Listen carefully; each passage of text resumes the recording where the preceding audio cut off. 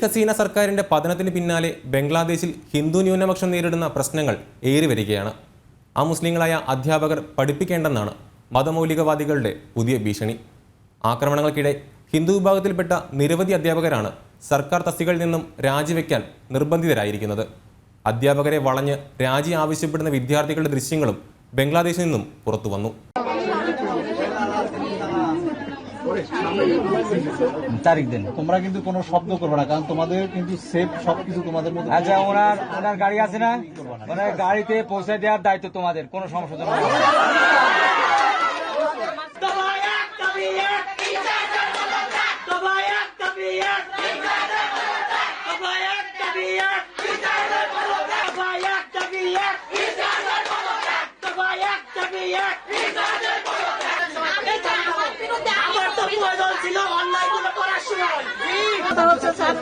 আমাদের ওই যে স্টাইপেন্ড কাটা, ওরা 10 দিন 15 দিন আমাদের কারিকুলামে লেখা আছে 28 দিন দেয়, 28 দিন কিন্তু সেফ সবকিছু তোমাদের মধ্যে। আচ্ছা, ওনার গাড়ি আছে না, ওনার গাড়িতে পৌঁছে দেওয়ার দায়িত্ব তোমাদের, কোনো সমস্যা নেই।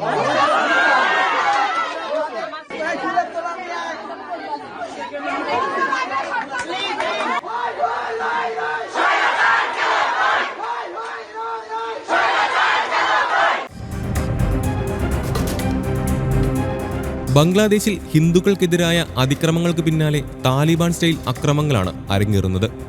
2021 അഫ്ഗാനിസ്ഥാൻ കീഴടക്കി താലിബാൻ ഭരണം പിടിച്ചത്.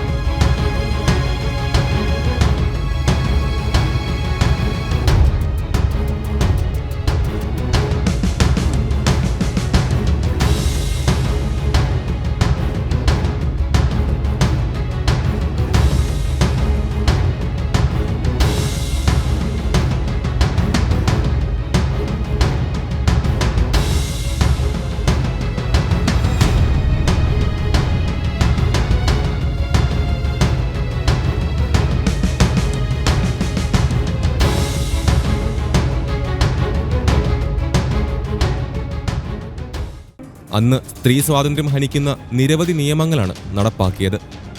സ്ത്രീകളെ പൊതു ഇടങ്ങളിൽ നിന്നും വിലക്കി ആദ്യ ഉത്തരവിറക്കി. ഭരണം പിടിച്ച് മാസങ്ങൾക്കകം സ്കൂളുകൾ തുറന്നെങ്കിലും പെൺകുട്ടികളുടെ ഹയർ സെക്കൻഡറി വിദ്യാഭ്യാസം വിലക്കി. സ്ത്രീകളോടും പെൺകുട്ടികളോടും പൊതുസ്ഥലങ്ങളിൽ ഹിജാബ് ധരിക്കാനും മുഖം മറയ്ക്കാനും പിന്നാലെ ഉത്തരവ്. സ്ത്രീകൾ വീടുകളിൽ തന്നെ തുടരണമെന്ന് നിർദ്ദേശം പുറത്തുവന്നു. സ്ത്രീകൾ ഒറ്റയ്ക്ക് ദീർഘദൂര യാത്രകൾ നടത്തുന്നതും താലിബാൻ വിലക്കി. പൊതു പാർക്കുകളിൽ സ്ത്രീകൾക്ക് പ്രവേശിക്കാൻ അനുവാദം നൽകിയത് പുരുഷന്മാർക്ക് പ്രവേശനാനുമതിയില്ലാത്ത ദിവസങ്ങളിൽ മാത്രം. വനിതാ മാധ്യമപ്രവർത്തകരെയും താലിബാൻ ഭീകരർ ലക്ഷ്യം വെച്ചു.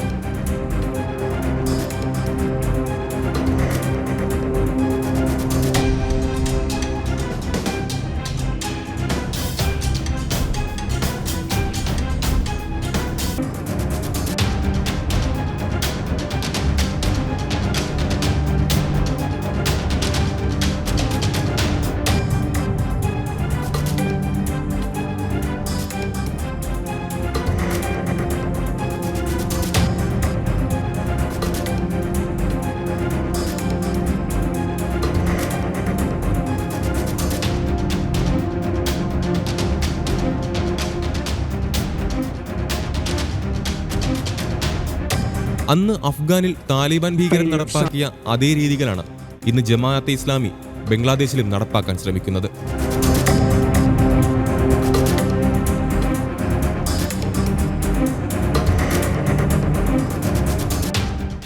മുസ്ലിങ്ങളല്ലാത്ത അധ്യാപകർക്കെതിരെ വ്യാപകമായ അതിക്രമങ്ങളാണ് ബംഗ്ലാദേശിൽ നടക്കുന്നത്. പിന്നാലെ വിവിധ സർവകലാശാലകളിൽ നിന്നായി 50ഓളം അധ്യാപകരാണ് ഇതുവരെ രാജിവെച്ചത്. പുറത്തുവന്ന എണ്ണം 50 ആണെങ്കിലും നിർബന്ധിത രാജികളുടെ എണ്ണം വളരെ വലുതാണെന്നാണ് റിപ്പോർട്ടുകൾ. ഇസ്ലാമിസ്റ്റുകൾ ബുർഖ ധരിക്കാത്ത അധ്യാപകരെയും ലക്ഷ്യം വെക്കുന്നുണ്ട്. പൂർണ്ണമായും മുഖം മൂടാതെ എത്തുന്ന മുസ്ലിം അധ്യാപകർക്കെതിരെയും ഭീഷണി ഉയരുന്നുണ്ട്. ബാരിഷാലിലെ ബേക്കർഗഞ്ച് ഗവൺമെന്റ് കോളേജിലെ പ്രിൻസിപ്പൽ ശുക്ലാറാണി ഹാൾദറും രാജിവെച്ച അധ്യാപകരിൽ ഉൾപ്പെടുന്നു. പ്രിൻസിപ്പലിന്റെ ഓഫീസ് ഒരു സംഘം വിദ്യാർത്ഥികൾ അടിച്ചു തകർക്കുകയും രാജി ആവശ്യപ്പെടുകയും ചെയ്യുകയായിരുന്നു. മണിക്കൂറുകൾ നീണ്ട ഭീഷണിക്ക് ശേഷം മറ്റൊരു വഴിയുമില്ലാതെ ഒരു ശൂന്യമായ കടലാസിൽ ഞാൻ രാജിവെക്കുന്നു എന്നവർ എഴുതിവെച്ചു. സമാനമായ സംഭവങ്ങൾ രാജ്യത്തുടനീളം നടക്കുകയാണ്. അധ്യാപകരെയും അക്കാദമിക് അഡ്മിനിസ്ട്രേറ്റർമാരെയും രാജിക്കത്തിൽ ഒപ്പിടാൻ നിർബന്ധിക്കുന്ന ദൃശ്യങ്ങൾ സമൂഹമാധ്യമങ്ങളിൽ പ്രചരിക്കുന്നു. വർദ്ധിച്ചുവരുന്ന ഗുരുതരമായ സാഹചര്യത്തിൽ ബംഗ്ലാദേശിലെ ഹിന്ദു അധ്യാപകർക്കിടയിൽ ഭയവും നിസ്സഹായതയും മാത്രമാണ് പ്രകടമാകുന്നത്. ഷെയ്ഖ് ഹസീനയുടെ പുറത്താക്കലിന് ശേഷം ഹിന്ദു ന്യൂനപക്ഷം നിരന്തരമായി ആക്രമണങ്ങൾ നേരിടുകയാണ്. ക്ഷേത്രങ്ങൾ നശിപ്പിക്കുകയും വീടുകൾക്കും ബിസിനസ്സുകൾക്കും നേരെയുള്ള ആക്രമണങ്ങളും കൊലപാതകങ്ങളും വർദ്ധിച്ചു വരുന്നു. പുരസ്കാര ജേതാവായ ബംഗ്ലാദേശി എഴുത്തുകാരി തസ്ലീമ നസ്രീൻ അതിക്രമണക്കെതിരെ രംഗത്തെത്തി. ബംഗ്ലാദേശിൽ അധ്യാപകർ രാജിവെക്കാൻ നിർബന്ധിതരാകുന്നു. മുൻ സർക്കാരിലെ പത്രപ്രവർത്തകരും മന്ത്രിമാരും ഉദ്യോഗസ്ഥരും കൊല്ലപ്പെടുകയും തടവിലാക്കപ്പെടുകയും ചെയ്യുന്നു. എന്നാൽ ഈ അതിക്രമങ്ങൾക്കെതിരെ മുഹമ്മദ് യൂനിസ് ഒന്നും പറയുന്നില്ലെന്നും തസ്ലീമ നസ്രീൻ എക്സിൽ പങ്കുവച്ച കുറിപ്പിൽ പറഞ്ഞു. ഹിന്ദു വിരുദ്ധ ഇസ്ലാമിസ്റ്റുകൾ ബംഗ്ലാദേശിൽ വളരുകയാണ്. ഇന്ത്യയെ വെറുക്കാൻ നിങ്ങളുടെ കുട്ടിയെ പഠിപ്പിക്കുക എന്നെഴുതിയ ടീഷർട്ട് ഇട്ട് നിൽക്കുന്ന ബംഗ്ലാദേശി ജമാഅത്തെ ഇസ്ലാമി പ്രവർത്തകനായ യുവാവിന്റെ ചിത്രവും തസ്ലീമ പങ്കുവച്ചിട്ടുണ്ട്. ന്യൂനപക്ഷങ്ങളുടെ എല്ലാ അവകാശങ്ങളും സംരക്ഷിക്കുമെന്നും അവർക്ക് ഒരു പ്രശ്നവും ഉണ്ടാകില്ലെന്നും ഇപ്പോഴത്തെ സർക്കാർ ആവർത്തിക്കുന്നതിനിടയിലാണ് ഇത്തരം അതിക്രമങ്ങൾ പുറത്തുവരുന്നത്. കൊടിയ പീഡനത്തിനിരയായാണ് കഴിഞ്ഞ സർക്കാരിലെ പല ഉദ്യോഗസ്ഥരും കൊല്ലപ്പെട്ടത്. ചിലരെക്കുറിച്ച് ഇപ്പോഴും ഒരു വിവരവുമില്ല. കഴിഞ്ഞ ദിവസം ഒരു ബംഗ്ലാദേശി മാധ്യമപ്രവർത്തകയുടെ മൃതദേഹം തടാകത്തിൽ പൊങ്ങിയിരുന്നു. ബംഗാളി ഭാഷയിലുള്ള ഒരു വാർത്താ ചാനലിന്റെ ന്യൂസ് എഡിറ്ററായിരുന്ന സാറ രഹ്നുമയുടെ മൃതദേഹമാണ് കണ്ടെത്തിയത്. ഇസ്ലാമിക ഭീകരതകൾ പുറം ലോകത്തെ അറിയിക്കാൻ നിരന്തരം ശ്രമിച്ച മാധ്യമപ്രവർത്തകയായിരുന്നു അവർ. തീവ്ര മുസ്ലിം സംഘടനകളുടെ ഭീഷണി വകവയ്ക്കാതെയായിരുന്നു സാറ വസ്തുതകൾ ലോകത്തെ അറിയിച്ചിരുന്നത്. അഫ്ഗാനിൽ താലിബാൻ ഭീകരർ വനിതാ മാധ്യമപ്രവർത്തകരെ ലക്ഷ്യം വെച്ച് വേട്ടയാടിയതും ഇതോടൊപ്പം കൂട്ടിവായിക്കേണ്ടത് തന്നെയാണ്.